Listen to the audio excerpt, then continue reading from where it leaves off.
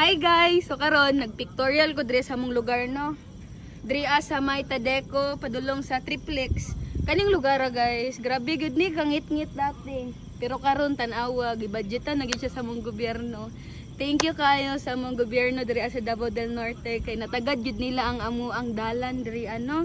Sa una guys no, makahinumdum gyud ko moagi ko dire Grabe kahadlok kay sobra lagi kangit-ngit.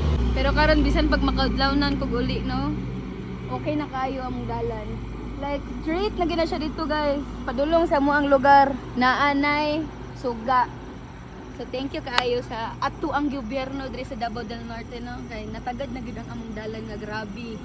Ka ngit-ngit. Unya asfalto pag initanan. Mag-enjoy gyud ang mga drug racer ani. Kabalo mo guys, ang problema po na mo diri every kadlawon, grabe na pud kasaba kay naay mag drag race. Kana ra pud ang problema. Pero ilahan na ng gusto para.